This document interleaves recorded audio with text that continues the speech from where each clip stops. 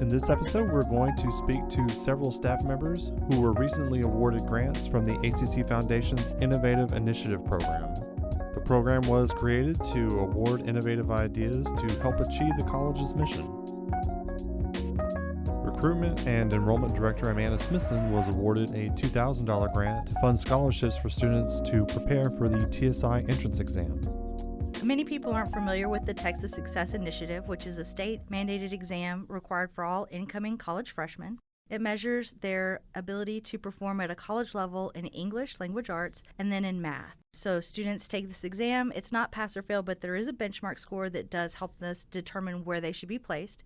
Most students place either in college level, where they're ready to go and do college level work, or they're in a developmental course, which means that they just need a little bit of help getting ready to move into that college level class. We want to make sure that the student is fully prepared to take on those classes and be successful. Unfortunately, there are a few students who place at a level we call adult basic education, which means that their scores are just a little bit too low to get them into a developmental course.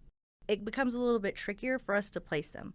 So the point of our grant is to provide additional tutoring services to these students to help them get to a developmental level with their TSI scores. It might be that they've just been out of school for a really, really long time, and some of the concepts may just be a little in the back of their head, not really something that they can remember, specifically like with the math.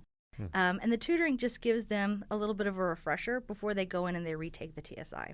So they get the opportunity to work with our Learning Lab staff on some of the skills that they need to brush up on. And then once they complete the tutoring and the Learning Lab signs off, says that they're ready, then they can retake the TSI exam for free. I mean, if you have a student who's in this situation, do they have to apply to get assistance for this? How are you going to be able to administer it? So it's administered through the Welcome Center.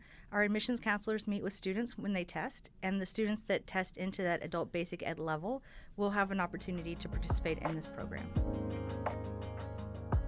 ACC counselor Lily Gu received a $3,000 grant to start the Emergency Go Bag program, as well as a $2,000 grant to provide transit assistance for students in need.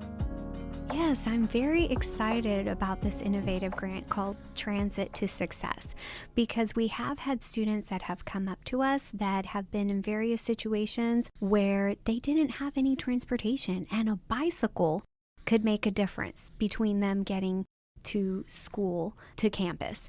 And so this is a grant that gives students an opportunity to either have access to a bicycle if they live close enough so that they can get to the college, or to be able to get a voucher code to Lyft or to Uber, for example, in case of an emergency. So let's say their car is at the shop, whoever they normally get a ride from, they don't have access to that, they're currently unhoused, and they need a ride to campus. This is a way to get them there. How many students would you say is kind of affected by transportation challenges? I will tell you, one of the challenges that we have in our county is that we don't have a public transit like metro in the city, things like that. So there isn't that reliable transportation that students can count on. And sometimes they have courses that they have to take in person and they have to be here, and barriers and challenges come up. And if there's a way that we could alleviate that or help students in that situation so they can stay enrolled, then that's what we're here for, to help. And kind of related to it is the second grant that pursue, which was the Emergency Go Bags. Give me some details about that and kind of maybe how it relates to the transit issue as well. Oh, absolutely. Well, first of all, I want to thank Amanda Smithson, Director for Recruitment and Enrollment, because she took that on and applied for that grant. And great idea, and I'm so glad that we have it. And basically the concept is that we have students that come to us in need, and they have an immediate need.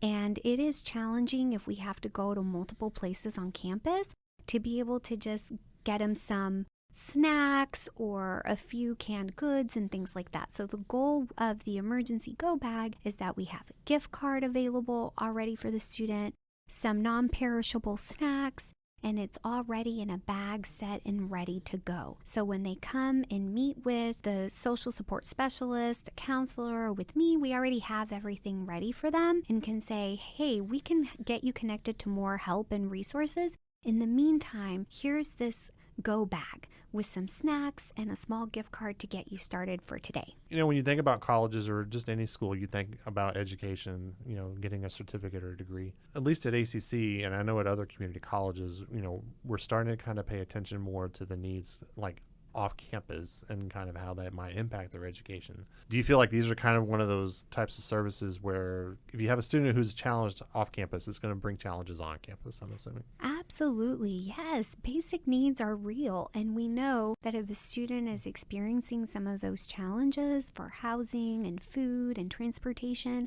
that's obviously going to impact their ability to do their best as a student. So if there's something that we can do to help bridge that gap or meet that need and provide assistance, then that will help them in that situation and also allow them to stay focused, stay in school, and be able to complete their degree or their certificate, whatever else they have as a goal. How many of the bags are you going to be able to make with the grant? You have any idea yet? So for the Transit to Success, we have $2,000. So we're hoping to get 6 bicycles and 19 Uber or Lyft codes at $50 each. Okay. So. All right. Well, thanks for coming to talk to me. I really appreciate it. All right. You're welcome. Thank you. Culinary Arts Department Chair Laura Chico was awarded a $3,000 grant for a barbecue pit that would help give students experience with the equipment that they would see in the workforce. So when we teach, you want to get a well-rounded student, right? So a little bit of this, a little bit of this, a little bit. They're not going to be experts at anything when they get out of culinary school, but you want them to have a little bit of everything. Well, other than a class that I did put in called charcuterie, we didn't have any kind of barbecue. Yeah, when you hit Texas, you'll learn a little bit of it, but that's about a week long. I kind of wanted to add that component in there where they get the smoking, actual barbecuing, a little bit of grilling in there as well, just because it is so popular in the South, not just Texas. And a lot of students are going to stay here in Texas. Right. They're not going to go venture out and go work somewhere else. Are you going else. to prepare them for Kansas City versus North Carolina? All different kinds. All different kinds of barbecue they will learn. And then the smoking process. Okay. And so anything from wild game, which is a big Southern thing, right? To just your regular smoking of briskets and ribs and pork butt and, doing burnt ends and all these different kinds of things that are very popular and trendy here in Texas, but also all kinds of places. Like you said, different areas of the United States do barbecue differently. So we will teach all of those aspects. The biggest deal is having the proper equipment to do that on. And right now, we have a pit, but it's a very small, just something to get us by. And it did. It did well, but it also sparked a lot of interest. Going, we could do so much more if we had more. So we're getting a custom smokehouse built, and we're getting this barbecue pit that we got donated to us, and it's getting refurbished thanks to the grant that was given to us. And so this is going to be wonderful. The barbecue pit is actually on a trailer as well. And so it can be pooled, so, possibly students can compete in some of the local music festival and stuff like that's where they do the big barbecue stuff. So hopefully some of our students can compete in that eventually. As a classroom logistical issue, though, okay, because some of these barbecue items you don't make them in 30 minutes, and Correct. It takes a lot of prep work, and it's not even just preparing the food itself, it's also just the pit itself. Is that kind of also part of the... So timing is a big deal. So this year in charcuterie class, when we were smoking different sausages, we went to, my parents have a smokehouse that we build for our wild game sausages. We took it there, and you do run into a problem because some of that goes 11 hours and 8 hours and 6 hours. Well, we teach that it does that, but then there's ways to work around that time. Is it going to be the exact same? No. And so when you go to competition, then you're going to have that student dedicate that time. Along with whichever chef is teaching. And then it will be real, and there will be some workarounds on, 11 hours or overnight or whatever that looks like. Just in a classroom setting, it's got to be a sped-up version of that 11-hour, 14-hour and they're smoke. preparing for more restaurant service than they are necessarily. It depends. We have two different families that have been through our program, multiple students in these families that own their own barbecue restaurants locally, one in Pearland and one Manville and Santa Fe and Houston. So some of it's, in a restaurant setting. Some of it's, they want a food truck. Mm-hmm. So this stuff can be done at home, right, and then brought to the food truck. And then some of them, they want to open up like a butcher shop or something like that. A meat market. Yeah, meat market, butcher shop. And then they would incorporate that kind of stuff. Those are, incidental type. And so in this grant makes a lot of that possible. It kind of opens up those facets. Absolutely. It gets us a little bit deeper than that 1 week long you get to teach Texas, because you're not just teaching barbecue in Texas. So it's not even really a week long on barbecuing. You get to incorporate some of this in everything you do. Smoked salmon when you're in garde manger, right? Using that for hors d'oeuvres, and obviously in charcuterie. So it can branch out into different, not just necessarily barbecue. It's Absolutely. just, but other foods as well. Absolutely. Well, thanks. I appreciate it. Thank you. Diagnostic Cardiovascular Sonography Director Danielle Comendo received a $1,500 grant to purchase tablets and help students engage with volunteers in the sonography lab. We bring volunteers into the DCBS lab twice a week. They come in and they're able to get scanned. This is a free service. So the grant will allow us to purchase 2 tablets.